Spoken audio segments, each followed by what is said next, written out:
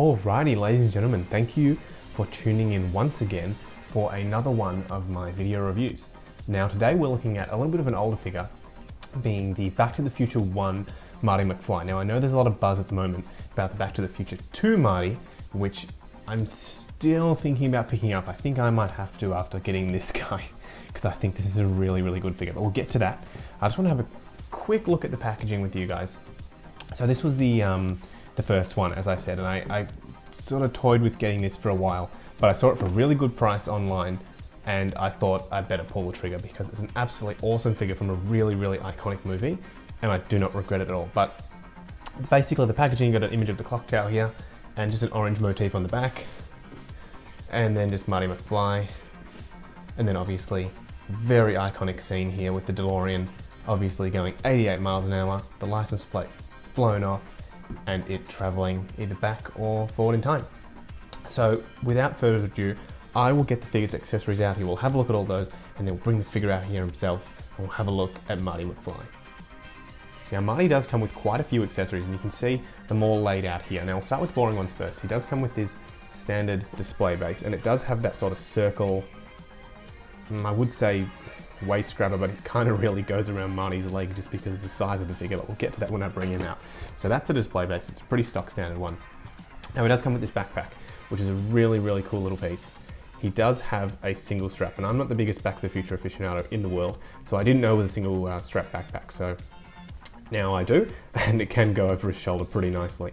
Now it's got some padding in here. You can take that padding out if you wanted to, and you can pop the camera in there. If you want to do that, that'll be a pretty cool look, I suppose. Now I'll bring your attention to this awesome skateboard. It's got a lot of really nice detail on there, a lot of really nice weathering, even on the wheels themselves. They've got a really nice dirty look, and there's some stickers and stuff underneath there. Now he does come with this JVC sort of recorder. It doesn't have JVC written on there anywhere, but we all know that's what it said in the movie, and it's got really nice amount of detail with that shiny lens. Really, really awesome, awesome piece. Now, one of the coolest little pieces that I thought was this little Save the Clock Tower piece of paper here. And on the back, it's got that little letter written by Jennifer on the back there. Very, very cool. Now, blasting through these accessories, he does come with these pair of sunglasses. They're not really meant to be worn on his eyes. I mean, you sort of can do it. So those look pretty cool too. And the last of his sort of extra pieces is his Walkman thing. Now this is a wire, and you can sort of pose it, and you can sort of fit these over the ears. They're more meant to be sitting around the neck, and you can pop that in his pocket. So pretty cool pieces, and then a bunch of extra hands as well, and the typical level of Hot Toys detail on these with the skin texture.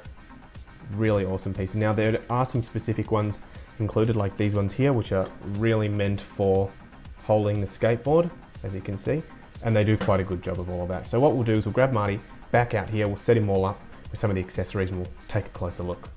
Going through Marty's articulation, he's on a bit of a slimmer body, so he does sort of stand a little bit shorter than some of your other Hot Toys figures, but it doesn't hinder his posability. Now what might hinder his posability a little bit is the sort of puffy jacket and the outfit, but it's not terribly bad, too terribly bad. So we'll go through the articulation. Now he's on the typical Hot Toys double ball joint, one in the top of the neck, one in the bottom of the neck there, so that's pretty good.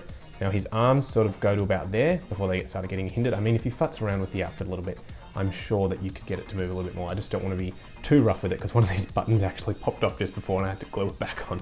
So I don't want to be going through that ordeal all over again.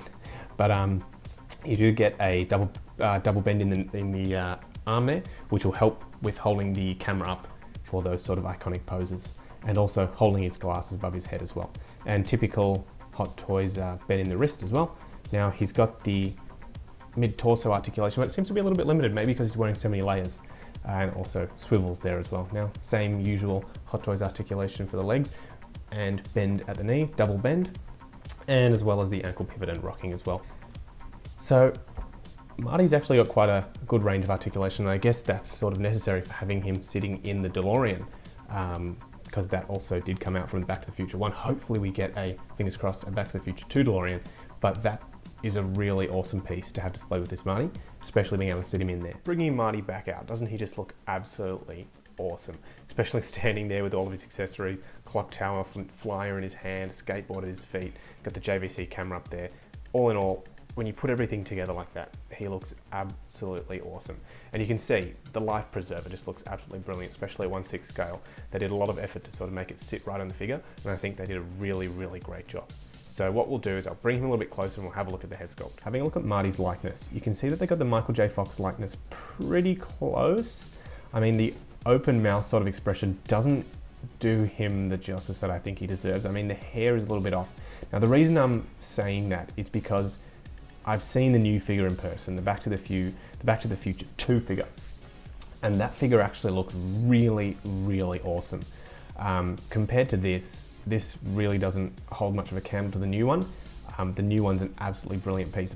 But if you just want that sort of iconic look, then this Marty Mcfly can pull that off, sitting on a shelf. I've got him sitting there with RoboCop on his sort of 80s shelf, and they look really, really good together, especially representing Back to the Future, one of the most awesome movies that I think I can remember watching when I was growing up. So definitely a really, really awesome piece, and I'll pop him back down, or put him in a different pose, and we'll wrap up.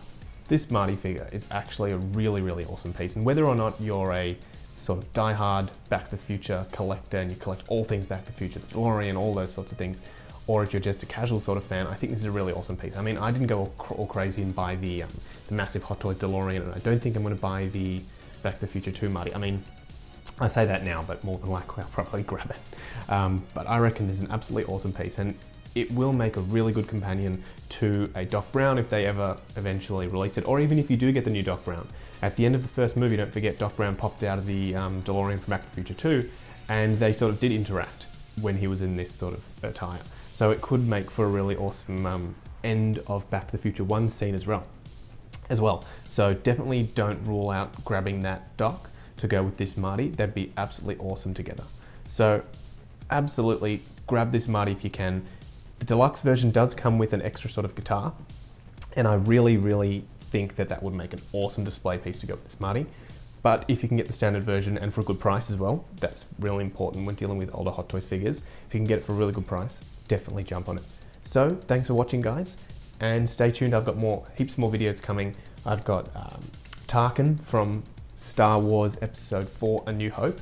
He should be coming in literally any day now, so stay tuned for that. And if you guys have any suggestions on my filming style, my videos, anything like that, please leave them down below in the comments. Like the video, subscribe if you can, and thanks for watching.